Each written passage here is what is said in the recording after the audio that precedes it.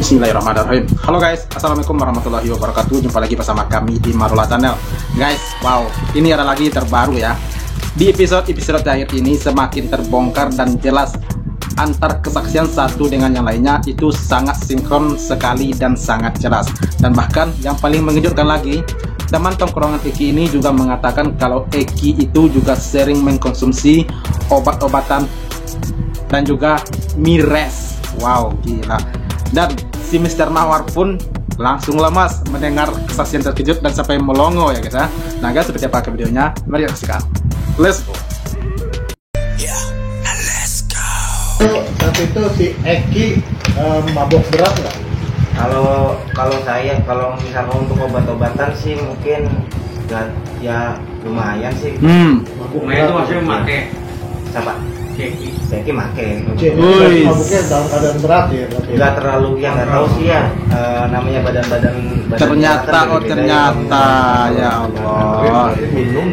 minum iya obat yang intinya sih obat iya minum iya udah. Obat iya Kita minum iya. bisa mastiin kalau misalkan itu emang berat atau enggak kerasa apa enggaknya saya juga nggak bisa mastiin sih. sebagai temannya Eki pernah cerita nggak Eki punya musuh atau apa? Nggak pernah sih. Kalau cerita apa nggak pernah masalah pribadi. Dalam kurun waktu dari jam 9 sampai jam 10-an itu nggak sempat cerita kalau dia ada masalah. Nggak pernah cerita apa untuk masalah ada dia punya musuh ataupun dia mau kayak gimana nggak ada.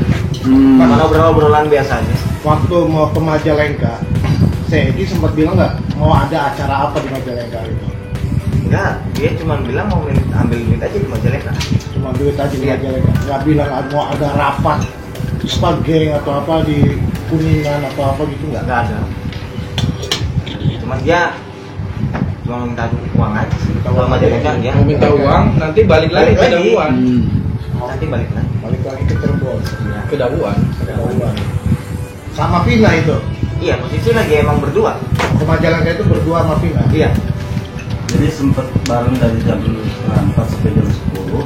Iya. Saat itu sempat nonton 2 kali setelah kenalan pertama dengan Iya, pertemuan kedua itu sama saya. Berarti mereka berdua tuh saling berduaan ya. Ya kalau misalkan dulu kan yang namanya temen kan walaupun ya ketemu sebentar atau nggak apa, ya emang akrab ya bukan nggak terlalu akrab sih. Ya, gimana ya pokoknya baru aja lah gitu. bukan teman sekolah atau bukan yang banyak kemajuan. Geng. Sempat mampir ke warmat nggak dia? Nggak tahu kalau misalkan masalah warpat. Soalnya saya juga nggak tahu sih warpat apa turunnya, nggak tahu orang-orang itu. Kenal juga Akbar Mas juga. Nggak kenal sama Liga Akbar. Tapi kenal Eki berapa lama? Ya itu pertama itu nggak tahu, pokoknya pas lagi saya sama papa terus si Diana sama si almarhum ini kayak ada itu nongkrong sama apa gitu. Oh berarti Pak Rudiana dengan papanya Ketemuannya tuh ya itu. AR ini Setahu saya pertemanan tuh sepertinya. pas lagi di kosan gitu. Ini pertama kenal bukan tahun 2016 berarti ya? Bukan ya? Kayaknya 2015 Baru perkenalannya itu. Iya, karena kemarin juga saya melihat pemberitaan dari salah satu media televisi nasional ya, bahwasanya adanya pemeriksaan terhadap para terpidana ini ya justru kita sangat mendukung itu ya karena memang itu adalah suatu keterbukaan yang dilakukan oleh Polri dalam hal transparansi pemeriksaan maupun penyidikan seperti itu. Lalu dong, kabarnya ini sudah berjalan lama ya dong, dari kafe ini. Mungkin abang melihatnya seperti apa? Kenyataan Kalau memang ranah penyidikan itu biasanya itu sifatnya itu projustia dan projustia itu ya siapapun nggak bisa intervensi itu dan tidak boleh ganggu itu gitu sepanjang itu untuk kepentingan hukum ya saya kira mereka melakukan pekerjaan itu dengan prosedur dan ketentuan hukum.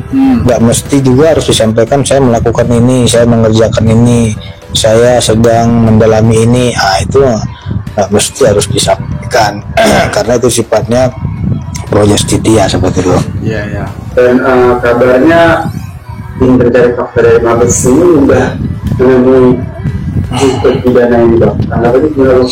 Ya, yang saya dapat informasi di salah satu media televisi seperti itu gitu.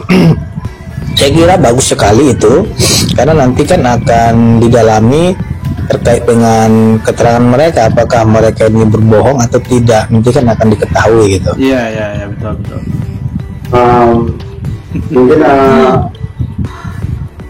abang ada petunjuk dari ya apa aja yang sudah dijalani sama Kalau masalah ranah penyelidikan itu saya tidak mengetahui itu karena dia sifatnya adalah untuk pro justitia. Yang hanya mengetahui itu saya kira tim asistensi tadi gitu, apakah materinya bagaimana, tujuannya, arahnya kemana, itu kita nggak mengetahui itu gitu.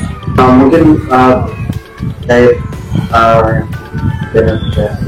bahkan sudah sampai di kader dari tim dari Mahkamah Konstitusi, mungkin ada kayak macam bukan ketakutan ya, tapi kayak ini langkah yang mungkin kita harus ada Kita nggak ada waspada atau hal apapun ya, apalagi beliau ini seorang polisi aktif ya, dia tentunya harus patuh dan tunduk kepada institusi. Ya, betul. Gitu. Apa yang kita harus waspada dan takut? Orang kita benar gitu.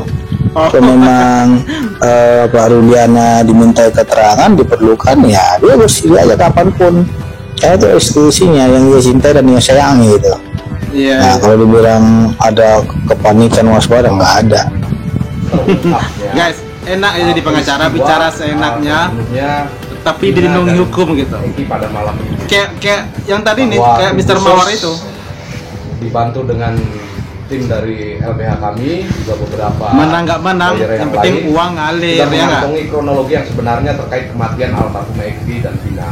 Yang jelas mungkin bisa kami simpulkan tidak, saya pikir soal pemerkosaan, penganiayaan yang di belakang showroom itu juga masih kita pertanyakan atau masih diragukan karena memang beberapa bukti dan saksi komunikasi antara almarhum dengan Mega dan Widi di HP pada tanggal 27 pukul 22.14 Vina masih hidup seperti itu. Dan untuk para saksi yang melihat Egi dan Vina masih aktivitas normal sehingga kurang lebih pukul 22 itu sudah dalam pendampingan kami semuanya, tiga atau 5 orang saksi fakta yang telah kami disampaikan. Iya. Dan kami mempercayakan sepenuhnya kepada tim khusus yang dibentuk oleh Bapak Kapolri. Dan bahkan kami sangat percaya bahwa pada saat yang tepat nanti mungkin juga akan disampaikan oleh Kapolri dan menjelaskan semua kepada halayak seterang-terangnya terkait kasus meninggalnya almarhum Egi dan Vina secara lengkap. Oke, mantap. Kita tunggu ya apa yang akan disampaikan oleh Pak Kapolri CG nanti ya guys. Tapi ini lucu juga ya, ketika Fitra itu tidak berdaya, kita jadi kasihan juga lihat dia. Tapi kalau dia saat di panggung itu ngegas, ya jadi kesal juga dia ya.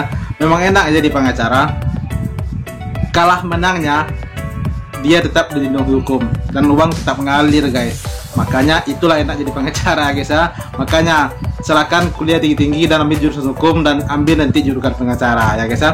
Nah guys, ini terkait kesaksian Mas AR tadi.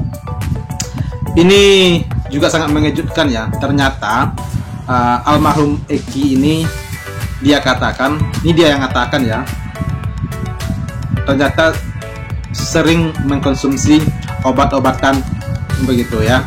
Nah, dan juga sering meminum minuman begitu ya. Wow. Tapi di sini kalau kita bolak-balik lagi, ini ada kaitannya juga ya dengan Pak Rudiana ya. Sementara Pak Rudiana waktu itu kan masih menjabat sebagai Kasat Narkoba begitu ya. Sorry Kanit Narkoba kalau nggak salah ya. Nah, dan kalau kita gali-gali lagi, kecelakaan Eki kan seperti kecelakaan tunggal ya. Bisa saja, ini diduga ya, kalau Eki, ini diduga ya, saya bukan menuduh ya, ini diduga kalau Eki mungkin saat kecelakaan mungkin di bawah pengaruh obat-obatan tersebut atau minum-minuman tersebut. Ini diduga ya guys ya. Nah, mungkin disitulah mungkin Pak Rudiana mungkin